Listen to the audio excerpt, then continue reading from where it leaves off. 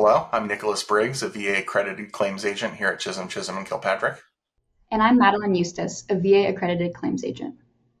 And today we're going to be discussing a relatively rare but important VA benefit called special monthly compensation at the level S, otherwise known as the Housebound benefit.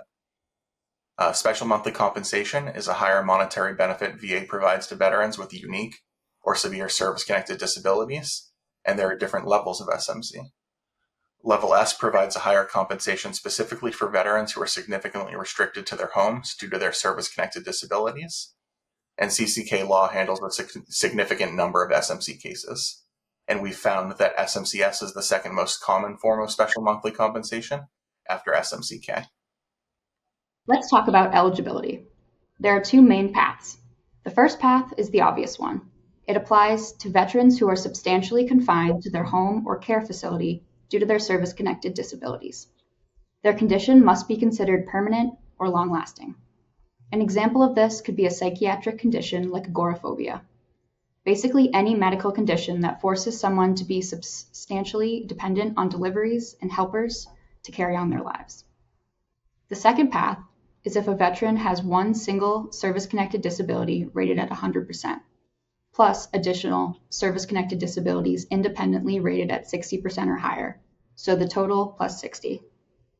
So something that's important to point out about that last path is that individual unemployability does qualify as a total disability for the purposes of the 100% plus 60% rule. In other words, if a veteran has a single disability that causes them to be unable to work, and then has additional disabilities totaling to 60% or more, they would be entitled to SMC-S. VA often gets this wrong, usually because many adjudicators believe that TDIU should be granted based on the cumulative impact of all of a veteran's service-connected disabilities. And under that reading of the law, if a veteran is entitled to TDIU based off of all disabilities, it would necessarily preclude them from having a separate 60% condition because VA considered everything in the first place, and they would never be entitled to SMC-S.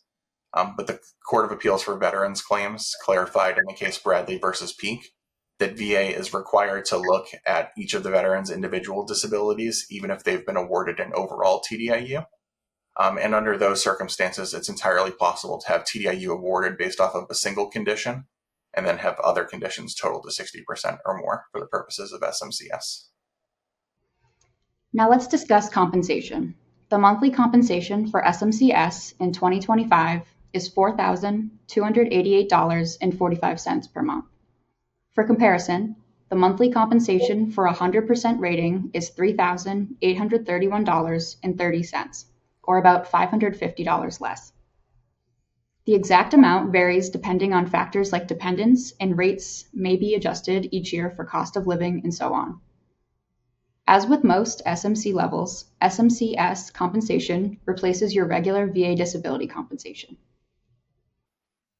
And one important thing to note is that you shouldn't have to apply for special monthly compensation. In theory, VA has a duty to automatically award SMC when reviewing the veteran's disability ratings if the evidence makes it clear that they're eligible.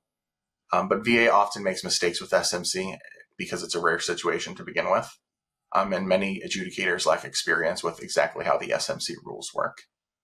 If you do feel that VA overlooked your housebound status, you can file a new claim requesting the benefit, or you can contact an experienced VA accredited representative to handle it with you. Let's touch on a question that we get asked a lot. How is SMC-S different from aid and attendance benefits? That's a great question because SMC-S and aid and attendance are mutually exclusive benefits. You can't receive one if you're receiving the other. Aid and attendance benefits are intended for veterans who need help with activities of daily living. For example, bathing, feeding, changing prosthetics, remembering to take medication, and so on. SMC-S applies to veterans who simply can't leave their immediate premises due to their service-connected conditions. An experienced VA accredited firm can help you decide which SMC levels you qualify for and how to prove it. All right, so thank you for joining us for this quick look at SMC-S. If you think your service-connected disabilities significantly limit your mobility and daily life by keeping you confined to your home, you might want to do some more research about SMC-S on our website or give us a call. And don't forget to like this video and subscribe for future updates. Take care.